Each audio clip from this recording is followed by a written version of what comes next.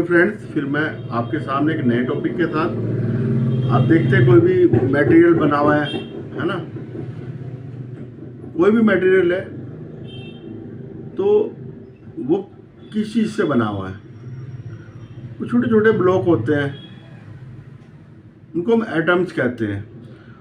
उससे बनता है मटेरियल, है ना। एटम्स इकट्ठे होके फिर मटेरियल बनाते हैं। और एटम जो है, स्ट्रक्चर ऑफ एटम में आपको पढ़ाऊंगा।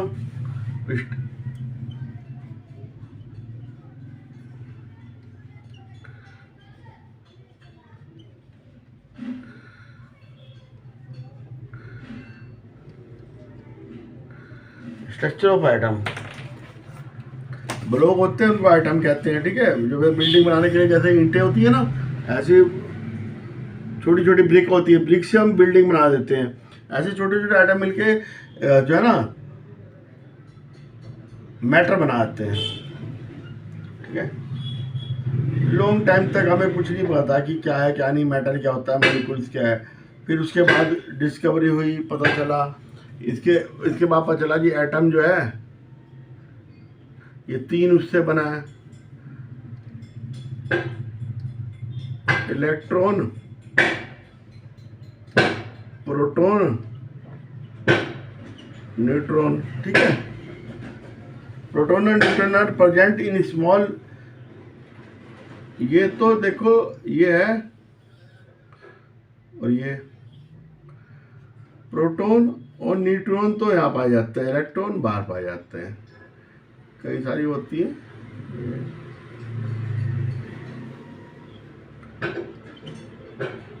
इलेक्ट्रॉन, ठीक है।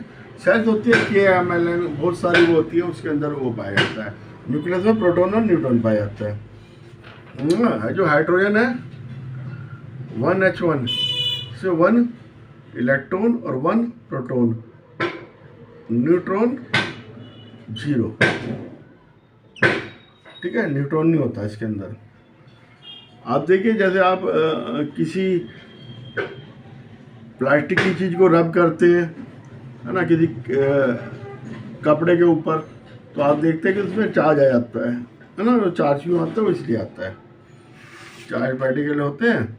डिस्कवरी ऑफ इलेक्ट्रॉन, अब भाई सबसे पहले इलेक्ट्रॉन की डिस्कवरी हुई। वो कैसे हुई? हमने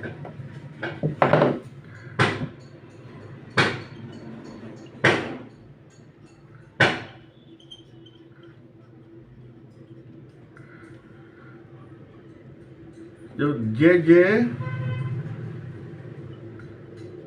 थॉमसन ने 1897 में करी थी। इसने एक डिस्चार्ज ट्यूब ली,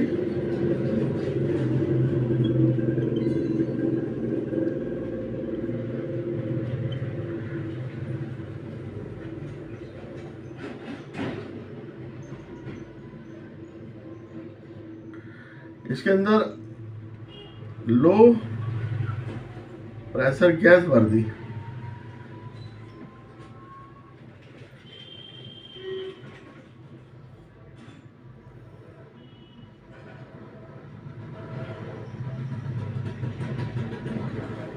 इसमें हाई वोल्टेज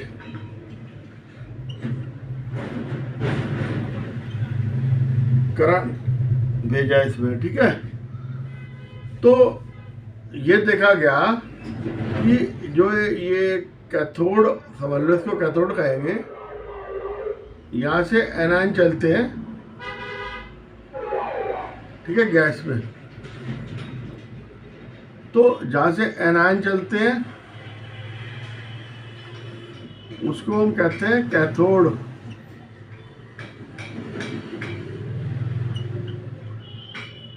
एनायन चलते हैं जहाँ से, उसको कैथोड कहते हैं।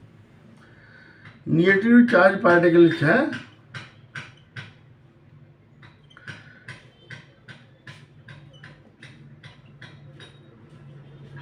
पार्टिकल्स थे जो चल रहे हैं गैस में, कैथोड रेज भी कहते हैं इनको, ठीक है। चले, और ये इसको हमने बताया कि आउटर मोस्ट, जो आउटर में इसके एटम के इलेक्ट्रॉन, इसका इलेक्ट्रॉन का नाम दिया, इलेक्ट्रॉन होता है, ठीक है। अब इसमें इलेक्ट्रॉन का जो है निगेटिव चार्ज होता है,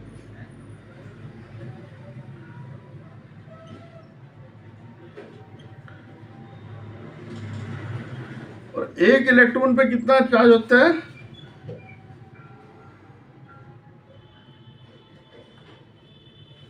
outside the nucleus only hydrogen contain 1 electron और 1 प्रोटॉन, मैंने आपको बताया था, ठीक है। चार्ज कितना होगा, 1.6 इंटू 10⁻⁻19 कूलम्ब।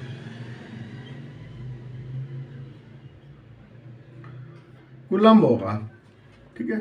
इतना चार्ज होगा, एक इलेक्ट्रॉन पे इतना चार्ज होगा, ये A1 यूनिट है, ठीक है। 1 यूनिट पे इतना चार्ज होगा। Mass of electron 1/1840 mass of hydrogen, ठीक है। हाइड्रोजन कितना होता है 1U अपॉन 1840 इजिकल टू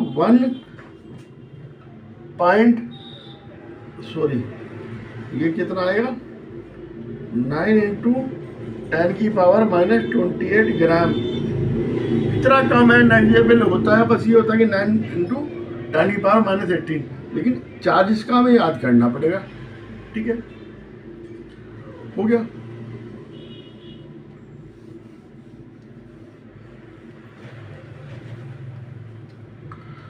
अब proton,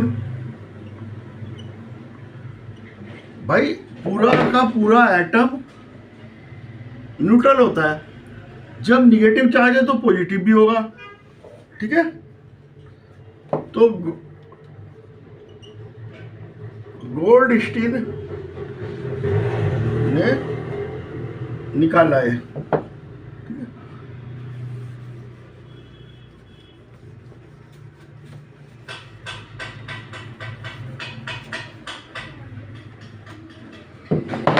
low pressure gas hydrogen ली इसने, और ये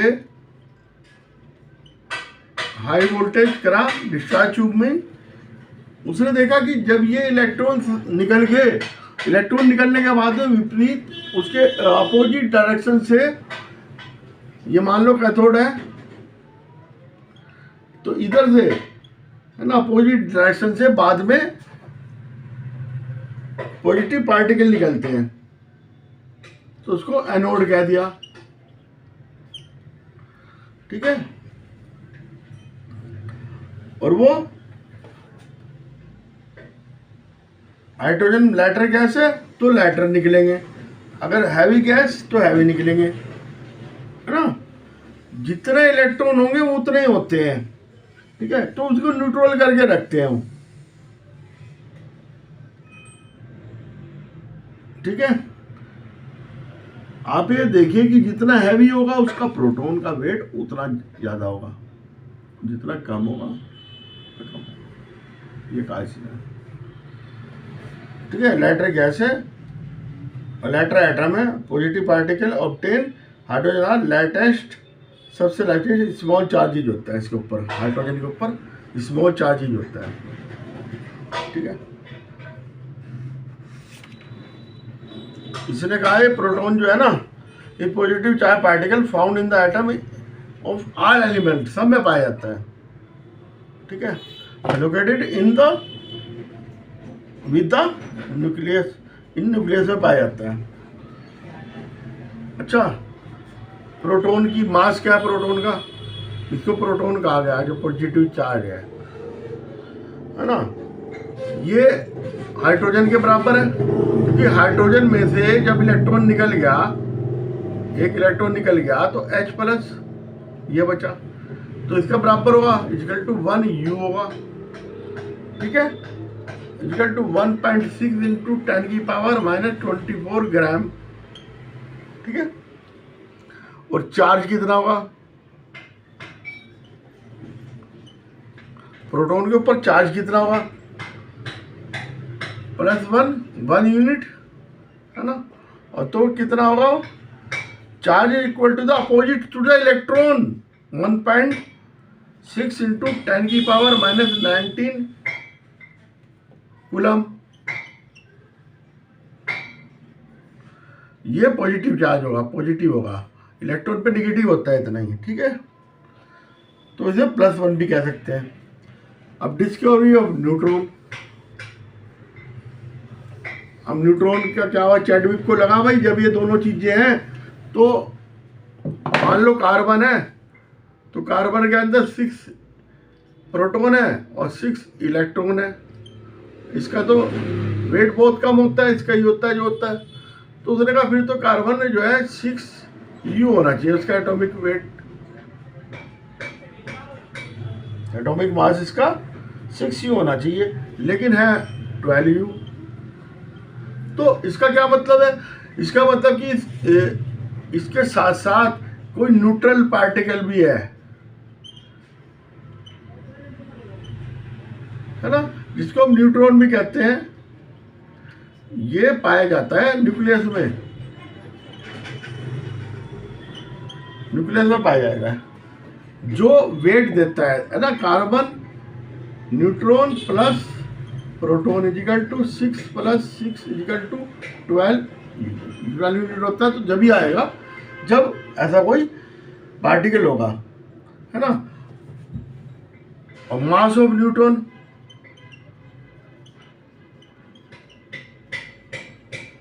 मास ऑफ न्यूट्रॉन कितना होगा, 1.6 इंटू 10 की पावर -24 ग्राम प्रोटॉन के बराबर होता है न्यूट्रॉन का मास भी, ठीक है। दोनों का बराबर होता है, प्रोटॉन और न्यूट्रॉन दोनों का मास बराबर होगा। चार्ज, चार्ज इसमें कुछ नहीं होता, न्यूट्रल होता है, वेट में काम करता है, बस ये आपको ध्यान रखना है। इलेक्ट्रॉन पे नेगेटिव चार्ज है, प्रोटॉन पे पॉजिटिव, और इस पर कुछ नहीं है। वेट आपने देखा हाइड्रोजन का 1/18 40 यूनिट होता है इलेक्ट्रॉन का, और हाइड्रोजन के बराबर होता है प्रोटॉन का, है ना। 1.6 इंटू 10 की पावर 24 ग्राम्स। और इसका -1 और +1। स्ट्रक्चर ऑफ एटम आ गया, एटम की स्ट्रक्चर थॉमसन ने, जे थॉमसन ने बताया।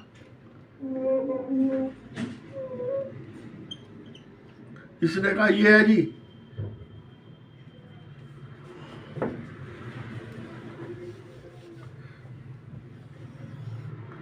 और ये इसके बीच में इलेक्ट्रॉन है, ये पॉजिटिव चार्ज है, ठीक है। ये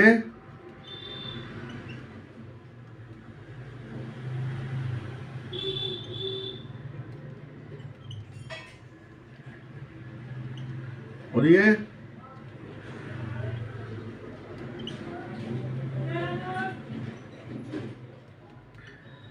ठीक है। इसने ये भी बताया कि पुडिंग की तरह है, ये पुडिंग पड़ी इसमें ये है, ठीक है। और थॉमसन ने कहा वो वाटरमेलन की तरह भी है, वाटरमेलन ले लो, ये पड़े हुए इलेक्ट्रॉन, ये पॉजिटिव चार्ज हो गया, ठीक है। पुडिंग में हो गया, जैसे पुडिंग होती है ना आपकी, ये पुडिंग होती है जो आप खाते हो, ठीक है। और जितना वो होगा उतना ही माइनस का चार्ज होगा, लेकिन नहीं, ऐसा नहीं है, ये मॉडल फेल हो गया था, ठीक है। फिर रदरफोर्ड इसने क्या कहा, फिर हमने हीलियम जो है ना, ये रेडियो एक्टिव उसमें से निकलती है, रेडियम एंड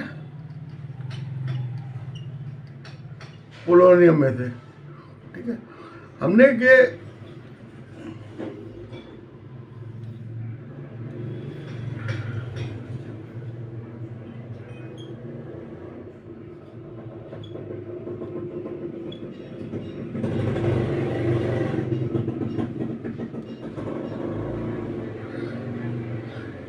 ये सब पे +2 चार्ज है, ये अल्फा पार्टिकल्स है,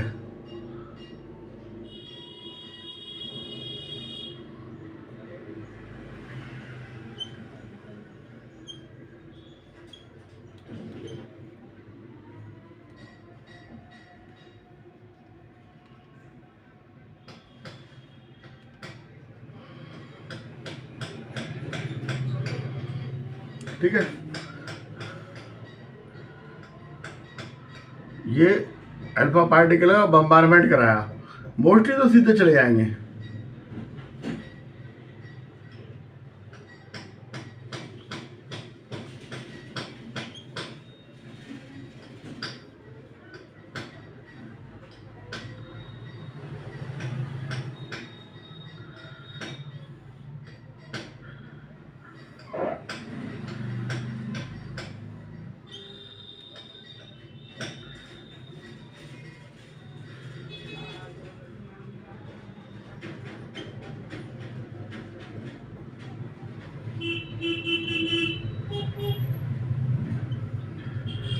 मोस्टली तो सीधे चले गए थे।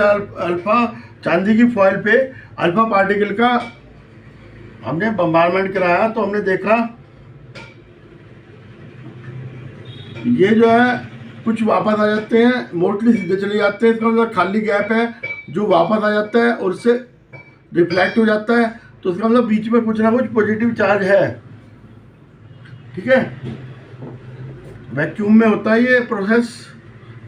ये अल्फा पार्टिकल इसका बम्बारमेंट कराया। ठीक है, तो हमने देखा कि बीच में पॉजिटिव चार्ज है जिसको हम न्यूक्लियस कहते हैं। अब इसके ऊपर एक नई आयाम आ गया, नई वो आ गई कि बीच में न्यूक्लियस भी है। तो न्यूक्लियस देखने के लिए फिर नया मॉडल निकालना। अब ये न्यूक्लियस जो है ना, इसका size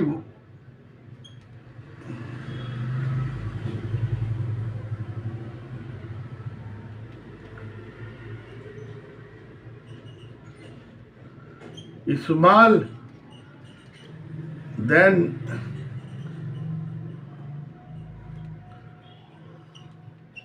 radius of nucleus atom, इतना छोटा होता है। ठीक है, अल्फा पार्टिकल रेसिस्टिकल होते हैं, पॉजिटिव चार्ज है nucleus, very dense and hard है nucleus atom, very small compare to the atom. ठीक है, nucleus small positive charge part, ये स्मॉल पॉजिटिव चार्ज है। ठीक है, एंटायर मास इसके अंदर है, इसमें कोई मास नहीं है बाहर। इसमें जो भी है वो न्यूट्रॉन प्लस प्रोटॉन, इसका मास होता है। इलेक्ट्रॉन नेग्लिजिबल मास कहलाता है, क्योंकि उसका मास कितना था 9 × 10⁻⁻28 ग्राम्स। तो नेग्लिजिबल है, उसका क्या करेंगे हम इतने कम मास का। तो इसलिए इलेक्ट्रॉन और प्रोटॉन का मास ही देखा जाता है ना। इलेक्ट्रॉन और प्रोटॉन मिलके, इलेक्ट्रॉन क्या सॉरी न्यूट्रॉन और प्रोटॉन मिलके ही न्यूक्लियस बनाते हैं। तो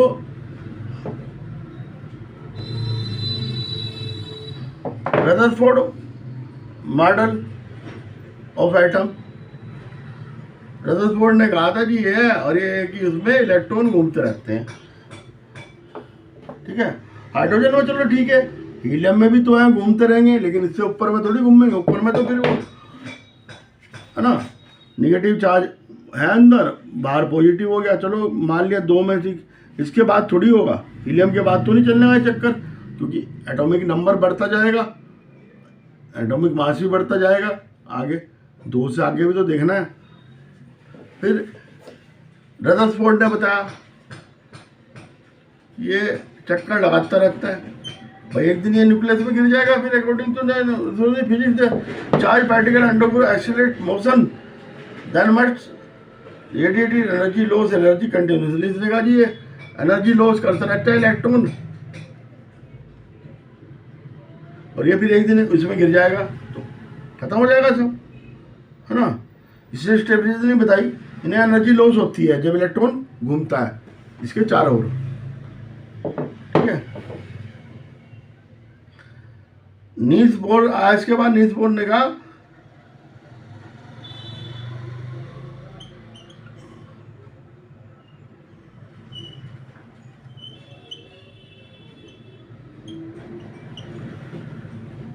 इसने कहा कि विभिन्न सेल होते हैं ऐसे नहीं अपने अपने सेल में घूमते हैं इलेक्ट्रॉन, ये नहीं कि कहीं भी घूम जाएंगे, ठीक है। अलग अलग रेडियस होती है उनकी, ठीक है, अलग अलग सेल्स होते हैं, है ना। पर्टिकुलर एनर्जी लेवल होता है, इसका एनर्जी लेवल अलग है, इसका अलग है, इसका अलग है, ठीक है। न्यूक्लियस के एनर्जी लेवल, तो वो एनर्जी को कोई वेस्ट नहीं करते, यानी कि एनर्जी वेस्ट हो रही, ठीक है। इसने कहा 3 प्रोटॉन से बने हैं, ये KLm है ना।